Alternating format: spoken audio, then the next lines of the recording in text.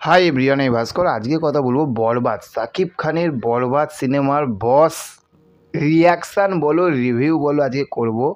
সত্যি কথা বলছি, সাকিব খানকে এই রকম রূপে, এই রকম লুকে ভাই জীবনে দেখিনি বলতে পারবো না, কল্পনা করতে পারিনি।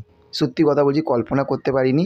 আজকে বরবাদ মুভিটা দেখার পরে, ও হ্যাঁ, অনেকে হয়তো আবার কোশ্চেন থাকতে পারে যে বরবাদ মুভিটা কীভাবে দেখলে তুমি, কারণ ইন্ডিয়াতে তো এখনও তো বরবাদ সিনেমাতেও এখনও তো মুক্তি পায়নি। তো আশা করি অনেকেই দেখে নিয়েছে, কিভাবে দেখে নিয়েছে সেটা অলরেডি তোমরা জানো।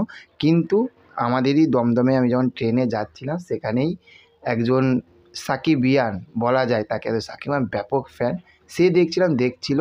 তো তার কাছ থেকে অনেক রিকোয়েস্ট করে সিনেমাটা আমার নিয়ে দেখা, নাহলে আমিও হয়তো দেখতে পেতাম না। তো তাকে থ্যাঙ্কস জানাই, সেই ভাইটিকে, সেই সাকিবিয়ানকে থ্যাঙ্কস জানাই।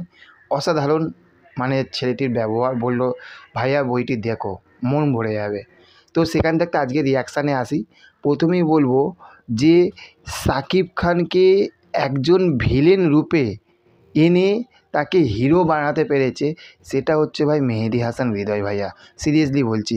প্রথমে বলবো যে সাকিব পুরো গল্পটার মধ্যে না আমার একটা না, দুখানা দৃশ্য, দুটো দৃশ্য আমার না পুরো হৃদয়টা না পুরো টাচ করে গেছে বস। সিরিয়াসলি বলছি।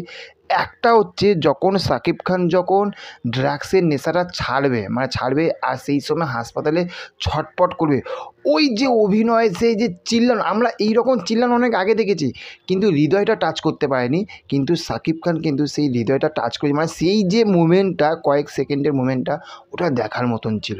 সিরিয়াসলি বলছি। আর একটা সেইটা হচ্ছে যে সাকিব খান যখন যখন নাইট বা সুইমিং পুলে যে গ্রাউন্ডটা পড়েছে, সাদা যে টাওয়ালের মতন যেটা পরে হেঁটে আসবে, আর পিছন দিক থাকতে হেলিকপ্টারটা উড়ে যাবে বস, ওই যে দৃশ্যটা, ওটা না সত্যি দেখার মতন ছিল।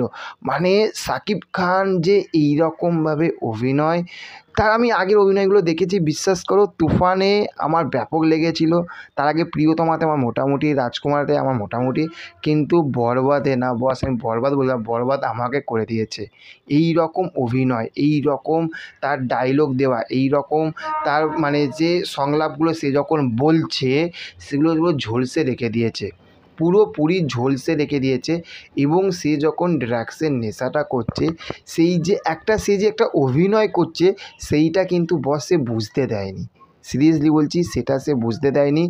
গল্পটাকে এত সুন্দর, তুফানে সত্যি কথা বলতে গল্পটা না একটা খাপছাড়া একটা গল্প ছিল, কিন্তু এইখানে না পুরোপুরি বরবাদে যে গল্পটা, সেই গল্পটা বস পুরো এক ঘর গল্প হয়েছে।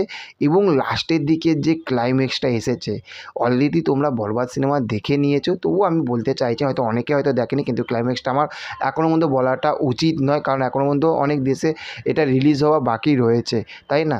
তো সেখান থাকতে যে লাস্টের দিকে যে ক্লাইম্যাক্সটা, সেটা ফাটিয়ে দিয়েছে। তারপরে সাকিব খানের যে অভিনয়টা, সেটা বস দেখার মতন ছিল। আর এরপরে আসবো, সেটা হচ্ছে যে অভিনেত্রী, যেটা হচ্ছে ইরিকা পাল।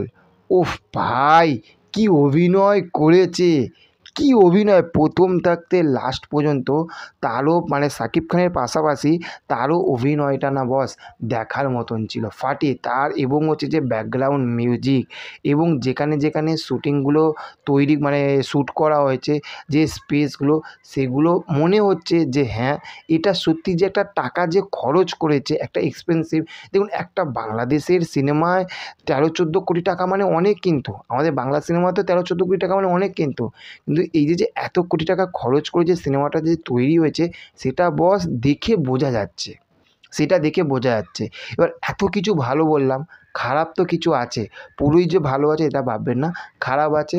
সেটা হচ্ছে, এটা সত্যি, এটা মানতে হবে, সেটা হচ্ছে যে আমার এখানে যিশুর ক্যারেক্টারটা সত্যি কথা বলতে আমার কিন্তু একদমই ভালো লাগেনি। এবার হয়তো অনেক বলে যে না, আমি হয়তো এটা ইচ্ছা করে বলছি, সাকিব খানকে ভালোবাসি যিশু, না বস, যেটা খারাপ সেটা খারাপ লেগেছে।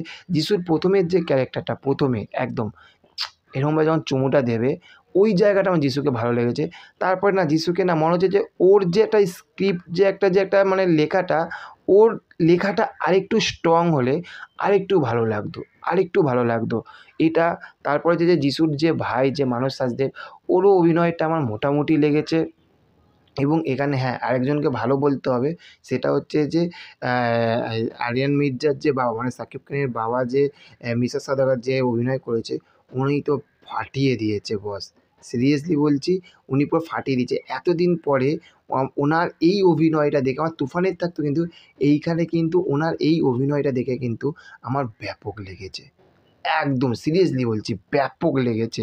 তার সঙ্গে গানগুলো, একের পর এক গানগুলো আসছে, ওটা পুরো ব্যাপক লেগেছে। এবং আরেকটা জায়গা খারাপ লেগেছে, সেইটা হচ্ছে যে প্রত্যেকটা, এটা যদি সেন্সরে যদি ইস্যু যদি না হতো না, এটা পুরো একটু খিস্তি টিস্তি থাকতো, সিনেমাটা না আরও জমে যেত। ওই কিছু কিছু সং আসছে, বারবার বিপ আসছে, ওইগুলোতে না একটুখানি সত্যি কথা বলতে মনটা মেরে দিয়েছে। আদার্স ভাই, পুরো সিনেমাটা যেভাবে মেহেদী হাসান হৃদয় যেভাবে তৈরি করেছে, যেভাবে সিনেমাটাকে মানে প্রেজেন্ট করেছে দর্শকের কাছে, এটা বস মানতে হবে। এবং শাকিব খানকে দিয়ে এই রকমভাবে অভিনয় করাতে পেরেছে, এই রকম ডিরেক্টরের দম হওয়া দরকার। এটা সত্যি, এটা মানতে হবে যে এই রকম ডিরেক্টরের কিন্তু দম হওয়া দরকার। পুরো বরবাদ সিনেমাটা কিন্তু পুরো ভাই আগুন লাগিয়েছে, পুরো আগুন লাগিয়েছে। আর তার সঙ্গে তো জিল্লু তো আছেই। পুরো মোটামুটি পুরো সিনেমাটা ব্যাপক লেগেছে। আমি 10-এর মধ্যে এটা 8.5 দেবো। দেখা হচ্ছে পরবর্তী ভিডিওতে। ভালো থাকবেন। Okay, thank you, have a nice day. Tata, bye by.